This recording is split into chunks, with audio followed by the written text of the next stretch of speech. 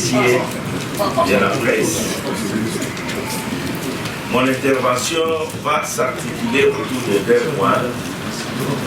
Le premier point sera les conséquences de la prédation financière dans la vie collective de tout un chacun de nous.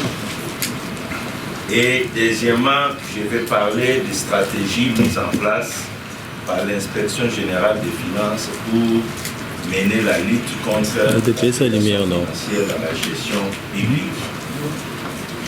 Mais avant d'y arriver, je voudrais donner quelques petites précisions sur les interventions de mes prédécesseurs parce que je pense de la clarté de l'exposé dépendra des questions que vous allez nous poser. Donc il est important, à mon point de vue, que je puisse guider certaines préoccupations pour que ça ne puisse pas revenir en termes de questions. Je voudrais au préalable que vous sachiez que la lutte contre le détournement des deniers publics est une volonté du chef de l'État. C'est lui qui a pris cette décision et il a confié la mission, entre autres, à l'inspection générale des finances. Parce que nous ne sommes pas seuls. Il y a l'APLC, il y a le Sénaref, et il y a... Chacun de nous donc avait reçu mission de s'investir dans cette lutte et de présenter son plan stratégique. Et nous, l'inspection générale des finances, nous avions présenté notre plan stratégique qui a été adopté et que nous mettons en application chaque jour. Donc, tous les gestionnaires publics qui ne réalisent pas encore que ce que l'inspection générale des finances fait est en réalité des directives et recommandations du président de la République se trompent. Voilà pourquoi ils ont beaucoup de problèmes. Nous ne sommes que les bras d'exécution de la vision de la lutte contre l'impunité qui vient de se déclencher dans notre pays.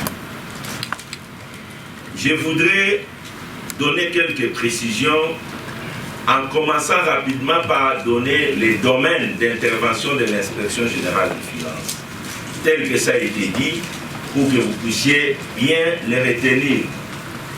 Nous intervenons dans le contrôle du trésor public. Le trésor public, avec le compte général du trésor situé à la Banque centrale, qui prend les recettes et les dépenses de l'État. Nous intervenons pour contrôler la régularité de toutes les opérations qui sont passées dans ces comptes. Nous intervenons pour contrôler la régularité des opérations de gestion dans les entreprises du portefeuille de l'État et dans les établissements publics, ainsi que tous les autres services publics. Nous intervenons. Nous sommes là également pour intervenir au niveau des provinces et entités territoriales décentralisées pour nous assurer de la régularité des opérations financières qui se passent à ce niveau-là. Nous intervenons également pour examiner tous les marchés publics passés en RD Congo pour détecter les faits de corruption, les faits de détournement des deniers publics qui sont cachés au travers de tous les contrats de passation des marchés publics. Nous intervenons également pour contrôler le fonctionnement de la Banque centrale du Congo. Nous intervenons également pour contrôler les biens publics. Il y a les contrôles concomitants et il y a les contrôles a priori. Les contrôles a posteriori, c'est un contrôle qui s'est fait exercice terminé. C'est-à-dire, comme on est en 2022, un contrôle a posteriori, c'est le contrôle de la gestion 2021, 2020, 2019, 2018. Ça suppose que les gestionnaires aient présenté les comptes dans un rapport. Ils présentent les comptes et on fait le contrôle de ces rapports. Ça, c'est un contrôle a posteriori qui suppose qu'on laisse les gestionnaires poser les actes de gestion, qu'ils présentent les comptes et que vous revenez une année après pour voir la régularité des opérations qu'il avait passées. Il y a les contrôles concomitants, il y a un contrôle qui doit se faire au même moment que les actes de gestion sont en train d'être posés. Ça suppose que c'est un contrôle en cours d'exercice. Comme nous sommes en 2022, les contrôles concomitants se fait sur les opérations de gestion que les gestionnaires sont en train de poser actuellement. Et nous avons les contrôles a priori, qui est un contrôle qui doit se faire avant que les gestionnaires puissent poser un acte. Avant que les gestionnaires puissent poser un acte, on peut placer un verrou de contrôle.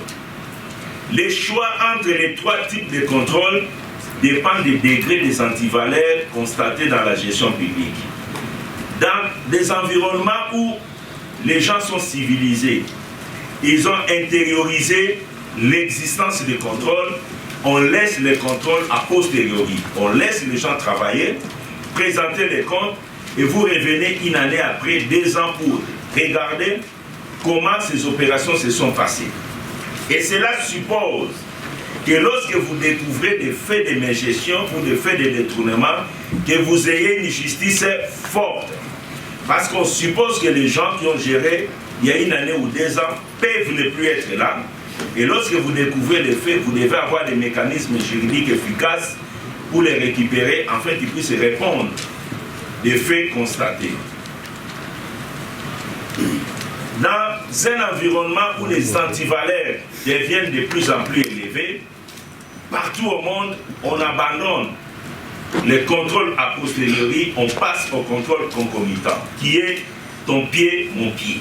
C'est-à-dire, le gestionnaire est contrôlé au même moment qu'il est en train de poser les actes de gestion.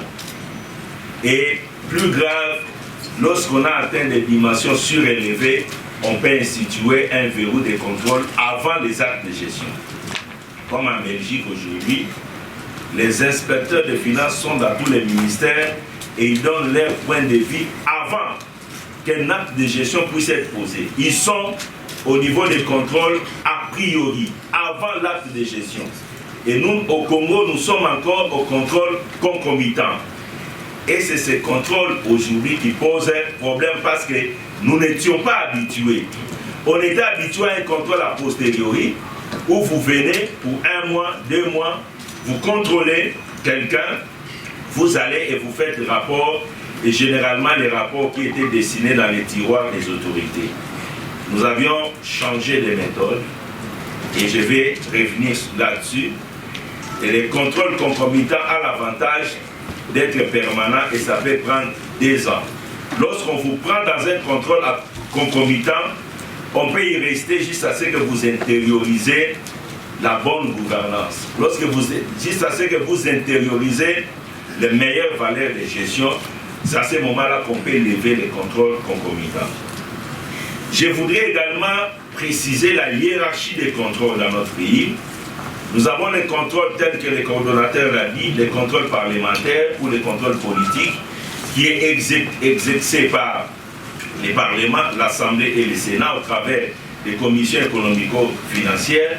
Ces contrôles tiennent tout autre qu'en État. Lorsque le Parlement de la République contrôle, c'est le contrôle supérieur, le contrôle suprême. Et ces contrôles tiennent tout autre en État et tout le monde doit lever l'encre. Le deuxième niveau de contrôle en termes de hiérarchie, c'est le contrôle juridictionnel qui est exercé par la Cour des comptes. Le Parlement et la Cour des comptes exercent essentiellement les contrôles a posteriori. Ils ne peuvent pas exercer un contrôle concomitant ou un contrôle a priori. Les 2 organes exercent le contrôle a posteriori, c'est-à-dire des contrôles qui portent sur les années antérieures, les rapports financiers étant rendus. La Cour des comptes a 3 compartiments en son sein. Nous avons les auditeurs, nous avons un parquet près de la Cour des comptes et nous avons la Cour elle-même. Les auditeurs sont des personnes qui descendent sur le terrain pour vérifier les comptes et faire rapport. Le rapport des auditeurs est exploité par les parquets près de la Cour des comptes pour déceler les actes de mégestion et des infractions, et c'est le parquet près la Cour des comptes qui défère les coupables de mégestion devant la Cour elle-même, la Cour des comptes. Le parquet ne peut déférer devant la Cour des comptes que, selon nos lois, les mandataires publics et les comptables, les ministres, les gouverneurs et les ministres provinciaux ne sont pas justiciables devant la Cour des comptes.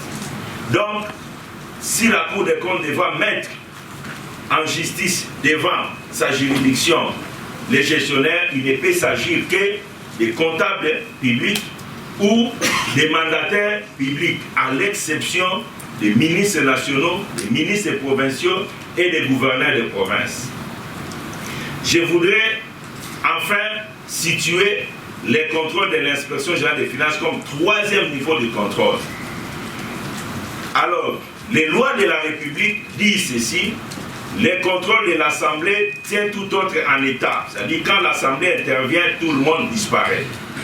Les contrôles de la Cour des comptes tient les contrôles, tout autre contrôle en état, à l'exception du contrôle de l'Assemblée, qui est au-dessus de la Cour des comptes.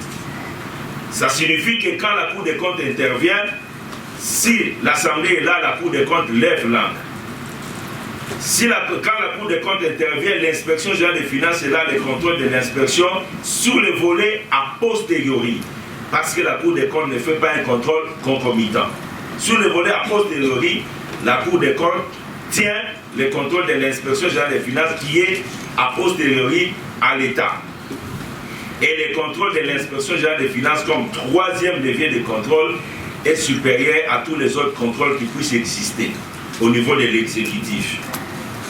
Je voudrais également préciser qui contrôle l'inspection générale des finances, qui contrôle la Cour des comptes. Vous devez savoir que nous, en tant qu'Inspection générale des finances, nous subissons des formes de contrôle. Les premiers contrôles portent sur les fonds mis à notre disposition pour fonctionner. Les deuxièmes contrôles portent sur la régularité technique des actes de contrôle que nous faisons. En ce qui concerne les fonds mis à la disposition de l'Inspection générale des finances, j'aimerais que vous sachiez que tous les services de l'État qui bénéficient des fonds publics, ces fonds publics passent par des personnes que nous appelons les comptables publics. On ne peut pas mettre les fonds publics à la disposition d'un gestionnaire. On les met à la disposition du comptable public. Le Sénat a un comptable, l'Assemblée nationale a un comptable, la présidence a un comptable, tous les ministères ont un comptable, l'inspection générale des finances a un comptable, la Cour des comptes a un comptable, le parquet général a un comptable. Tous ces comptables reçoivent des fonds qui doivent être utilisés par les ministères, les institutions, les services que nous sommes. Ces comptables-là sont soumis à 4 types de contrôles. En ce qui concerne l'utilisation des fonds, il y a premièrement le contrôle de la comptabilité publique, qui est une direction du ministère des Finances qui contrôle tous les comptables sur les fonds mis à leur disposition, comment les gestionnaires l'ont utilisé. Deuxièmement, il y a le contrôle de la reddition des comptes. Il y a encore une direction du ministère des Finances qui contrôle les comptables chaque année, parfois chaque 6 mois, l'utilisation des fonds mis à leur disposition que les services ont utilisés. Nous avons encore les contrôles de la direction de l'audit du ministère des Finances qui contrôle tous les comptables sur les fonds mis à leur disposition. Nous subissons les contrôles hiérarchiques, c'est-à-dire c'est la hiérarchie qui est placée au-dessus de nous, qui fait le contrôle de la qualité technique du travail fait par l'Inspection générale des finances. Et sur ces points de vue, je veux que vous sachiez que l'Inspection générale des finances relève de l'autorité directe du chef de l'État. Et pourquoi? Cela ne fait pas de l'Inspection générale des finances un service de la présidence. L'Inspection générale des finances est un service public. Nous sommes des fonctionnaires. Mon adjoint et moi, nous sommes entrés à l'Inspection générale des finances le 30 septembre 1989. Aujourd'hui, 34 ans. Et nous ne sommes pas sortis. Nous sommes restés 34 ans et nous avions gravi les échelons. Nous sommes arrivés ici comme des stagiaires. Et nous avons été confirmés. Nous avions gravi les 6 échelons de l'Inspection générale des finances pour arriver jusqu'au bout. Nous avions traversé des régimes, nous avons traversé beaucoup de choses pour être là aujourd'hui. Nous sommes des fonctionnaires disposant d'un numéro matricule à la fonction publique. Sauf que quand vous devenez chef de service et chef de service adjoint, vous avez les rangs qui vous est donné, les rangs de ministre et vice-ministre. On vous fait quitter de la liste des payes des fonctionnaires pour vous mettre sur la liste de paye des membres du gouvernement. Mais nous avons des numéros matricules. Demain, si ces fonctions cessent, nous restons dans ce corps comme inspecteur général, fonctionnaire au grade de secrétaire général. Les inspecteurs de finances ont 3 grades. Nous avons des inspecteurs de finances chefs de division, des inspecteurs de finances directeurs, là ils sont inspecteurs principaux, et des inspecteurs de finances secrétaire général, c'est dont on appelle inspecteur général. Et j'aimerais donner cette précision parce que la plupart des personnes qui conduisent les missions de l'inspection générale des finances sont des secrétaires généraux, inspecteur général, secrétaire général nommé par ordonnance. Nous n'avons aucun inspecteur général qui est commissionné. Tous ont été nommés par ordonnance présidentielle. Et dans ce service, nous avons plus de 80 secrétaires généraux nommés par ordonnance présidentielle qui exercent les fonctions d'inspecteur général. Et dans la hiérarchie administrative reconnue par nos statuts, un secrétaire général, il est au-dessus d'un directeur général. Parfois, nous avons la confusion quand on voit des directeurs généraux. C'est quoi se mettre au-dessus d'un inspecteur général? Un inspecteur général, il est avant tout secrétaire général, et un secrétaire général, il est au-dessus d'un directeur général. L'administration, dans l'administration, nous avons secrétaire général, directeur général, et vous commencez à descendre. Je voulais donner ces précisions-là pour que nous puissions comprendre comment nous fonctionnons.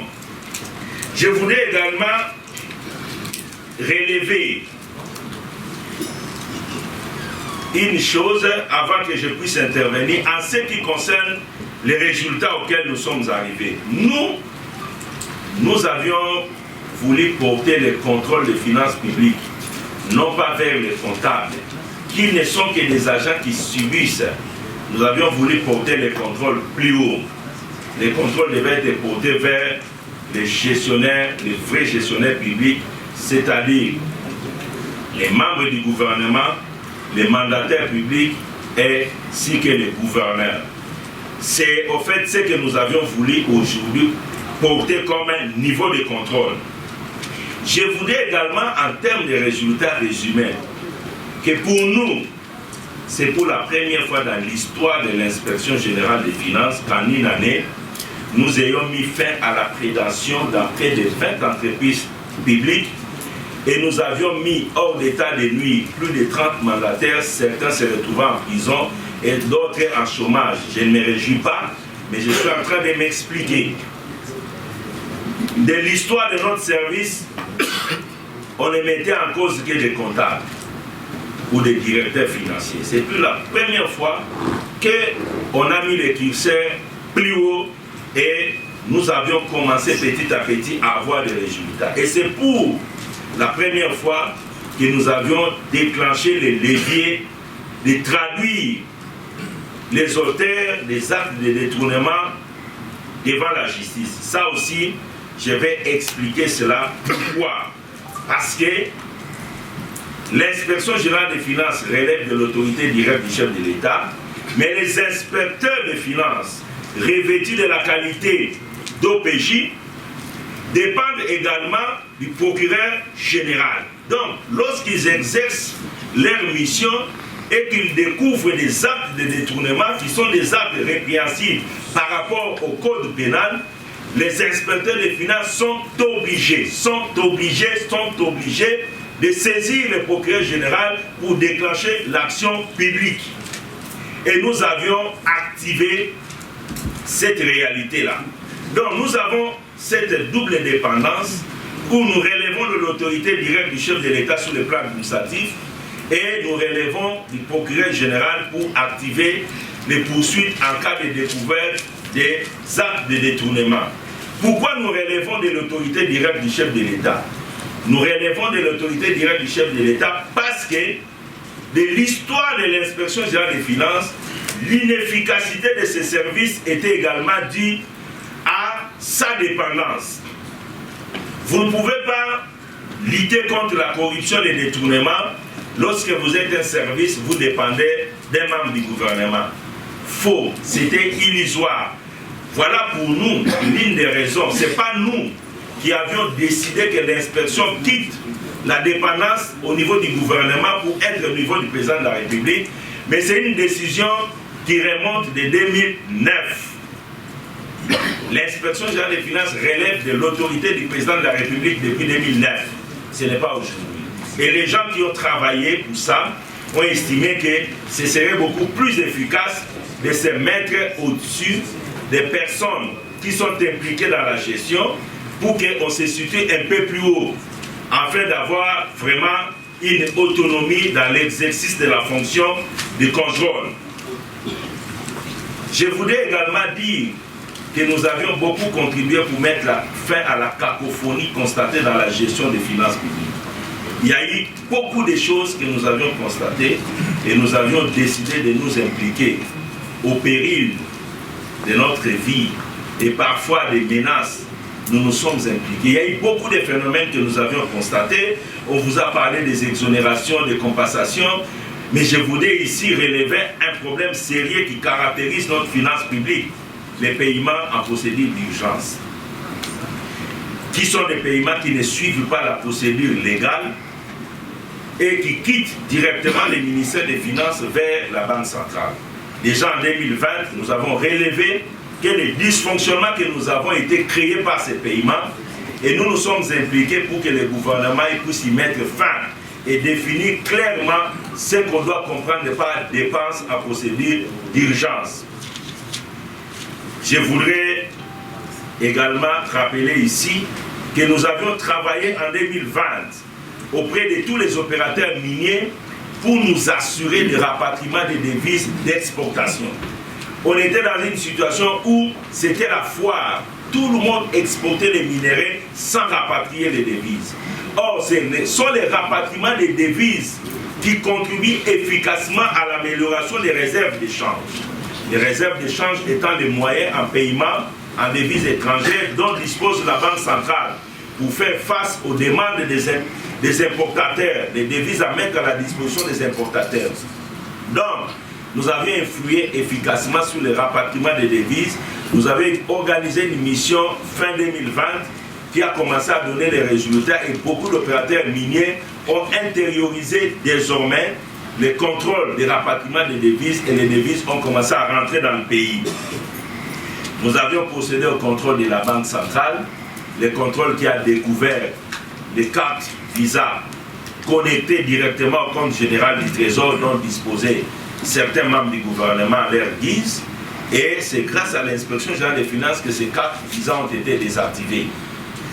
Quand nous sommes arrivés en 2020, nous avions trouvé le niveau maximal des recettes de l'État à 300 millions de dollars. Et les mois les plus spectaculaires étaient les mois où on réalisait 350 millions de dollars. Aujourd'hui, vous avez suivi le gouvernement. À partir du mois d'avril 2021, les finances publiques congolaises ont pris de l'ascenseur. Et nous sommes arrivés à un niveau minimal de 450 millions de dollars par mois. Soit des recettes supplémentaires chaque mois de 150 millions et ce n'est encore rien. Nous devons davantage travailler parce que le Congo a beaucoup de potentialités fiscales et économiques que nous devons capitaliser. Voilà un peu quelques précisions que je voulais donner avant que moi j'entre dans mon exposé.